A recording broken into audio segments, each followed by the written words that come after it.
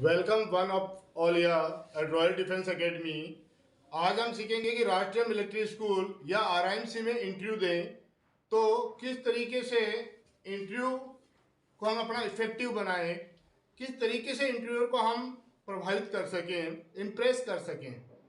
तो उसके लिए इंटरव्यू का 3 पार्ट होता है, 3 स्टेजेस होती है। First, how you enter in the room. आप रूम में कैसे एंटर करेंगे और रूम में एंटर करने के तरीके क्या होंगे। फिर आपको बैठना कैसे है। Then the very important part is eye contact.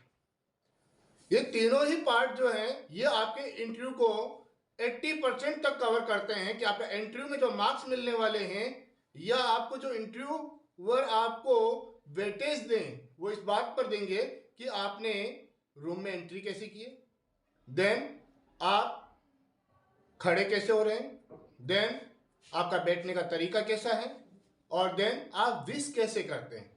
जब भी इंटरव्यू के अंदर खड़े होते हैं तो काफ़ी बार देखा जाता है कि बच्चे विश करना भूल जाते हैं, बच्चों को खड़े होने का सिस्टम पता नहीं होता है।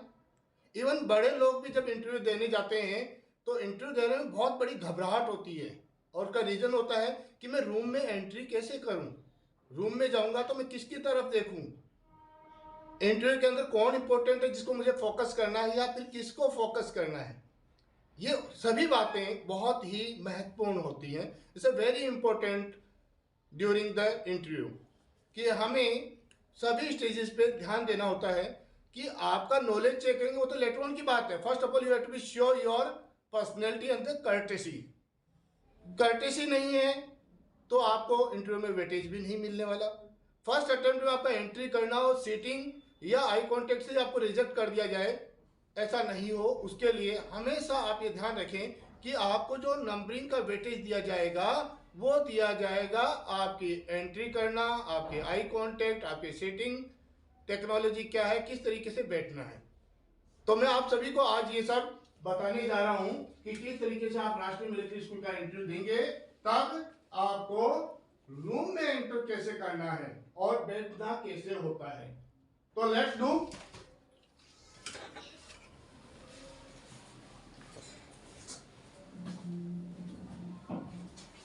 फर्स्ट ऑफ ऑल हम सीखेंगे कि रूम के अंदर जाएंगे हम अंदर तो हमारा एंट्री कैसे हो।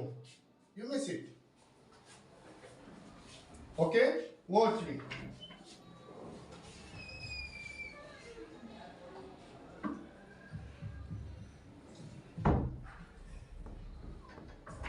मे I come in sir?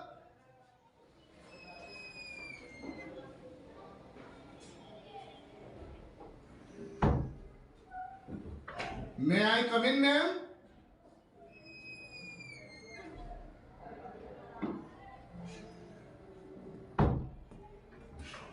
May I come in, ma'am? And sir?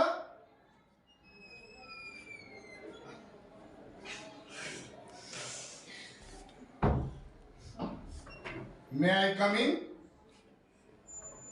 When instruction allowed you to say come in, तो आपको अंदर आना होता है।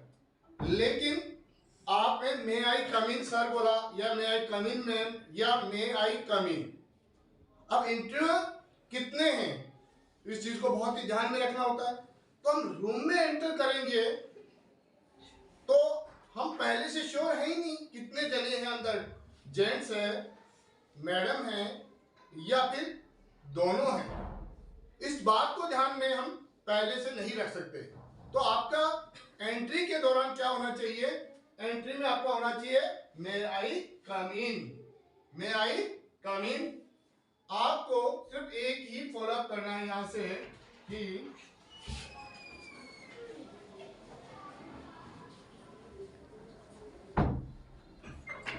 मे I come in, that your first part. When interviewer says yes come in, you have to be come near by your chair। आप आराम से आगे बढ़िए और चेयर पे पास में आके इस पोजीशन में खड़े हो जाइए। ऐसा नहीं मैं यूं खड़ा हूं या आपको एक हाथ में आपने ऐसे कर लिया, ऐसे नहीं। ओके, आप जैसे ही वहां पे आके खड़े होंगे, आपको वन वे में देखना है कि सर मैडम कौन कौन बैठे हैं। ओके, एंट्री करते समय आपका आई कांटेक्ट कैसा होना चाहिए, इस पे बहुत गौर करने की बात है कि जब आप रूम में एंटर कर रहे होते हैं तो आप आई कांटेक्ट नहीं बनाएंगे। अंदर जितने भी बैठे लोग होते हैं उनसे आई कांटेक्ट नहीं बनाएंगे, किसी एक को स्टेयर नहीं करना आपको। जो भी अंदर बैठे हैं किसी एक की तरफ आपको नहीं देखना है, ना जेंट्स की तरफ ना मैन की तरफ। ओके, तो आपको क्या करना है, आपको विदाउट आई कांटेक्ट करते हुए सीधे अपने चेयर के पास में आके खड़े हो जाना है, और खड़े होने के बाद आपको क्या कहना है, good morning ma'am, good morning sir. Okay, अगर आपने गुड मॉर्निंग मैम और गुड मॉर्निंग सर अगर दोनों है तो ही बोलना है। अगर केवल इंटरव्यू पैनल के अंदर केवल 5 जेंट्स ही हैं, 5 ऑफिसर्स ही हैं केवल, तो आप क्या बोलेंगे, गुड मॉर्निंग सर। ओके, और यदि मैडम है तो आप क्या बोलेंगे, गुड मॉर्निंग मैम। ओके, और दोनों है तो आपको दोनों को विश करना है, good morning sir, good morning ma'am. Okay, in this way you have to be fair और स्पीक। इस तरीके से आपको क्या करना है, बोलना है। Then the very important part कि आपको जब आप चेयर के पीछे खड़े होंगे, जिस भी चेयर इंटरव्यू के लिए आपको पता रहेगी भाई चेयर कहां पर है, ठीक है, तो वहां पर बैठ जैसे आएंगे तो वो आपको कहेंगे तभी बैठना है। ऐसा नहीं कि जाकर आपने गए हाथ सर में बैठ गया, ये नहीं होना चाहिए आपका। इट्स नॉट लाइक दैट, ठीक है। आप आराम से खड़े होंगे इस तरीके से, ठीक है, या फिर ओवरलैप कर लें अपने हाथों को इस तरीके से, दोनों को ओवरलैप करके खड़े होंगे या फिर सावधान की पोजीशन में खड़े हो जाएंगे। ओके, और चेयर को आपको खींचना नहीं है, इस तरीके से आपको प्यार से करना है। कैसे करेंगे, अगर आपने उन्होंने अलाउ किया यस यू मे सिट, जैसे ही वो कहेंगे कि आपको कैसे बैठना है, क्या करना है, कैसे बैठना है चेयर पे, वो ध्यान में रखना। अब आपको जैसे ही वो अलाउ करेंगे यस यू मे सिट या हैव ए सीट, तो आपको ऐसे नहीं कि यूं करा आपने फिर यहां से यूं खींच के बैठ रहे हो आप, ऐसे कभी नहीं होना चाहिए। ओके, ऐसे नहीं होना चाहिए। ओके, या फिर आप ऐसे भी नहीं कर सकते कि पहले ऐसे घुमा ली इसको और फिर बैठ के यूं कर रहे हैं, ऐसे घूम रहे हैं, that is not the right way. Okay, that is not right way. अब आपको ध्यान में क्या रखना है कि जो आपका चेयर है उसको ना तो यहां से पकड़ना दोनों हैंड्स को, ओके, ना एक हाथ से पकड़ना है। आपको क्या करना है, चेयर को पीछे से यहां से या यहां से पकड़ के इतना ही खींचेंगे जितना कि आप आराम से एंटर हो सके। ओके, इससे ज्यादा नहीं, जैसे इतना खींच लिया, अब मैं आराम से जाऊंगा, मुझे लगना चाहिए मैं बैठ सकता हूं, मैं आराम से बैठ जाऊंगा और पूरा बैक लेके बैठूंगा मैं।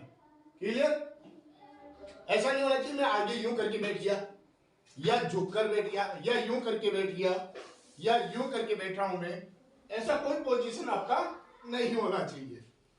आपको आराम से बैठना है इस तरीके से। उसके बाद में जब आपसे इंटरव्यूअर क्वेश्चन पूछे, क्या करें, इंटरव्यूअर क्वेश्चन पूछे तो आपको जो क्वेश्चन पूछ रहे हैं उनसे आई कांटेक्ट बना के बात करनी होती है। आपको नंबर जो है वो आपके कॉन्फिडेंस के दिए जाते हैं। किसके दिए जाते हैं, कॉन्फिडेंस के नंबर दिए जाते हैं, ठीक है। तो कॉन्फिडेंस कितना है आप में वो कैसे पता चलेगा, जो इंटरव्यू आपसे क्वेश्चन पूछ रहे हैं उनकी आई टू आई में कांटेक्ट करके देन आपको रिप्लाई करना होता है।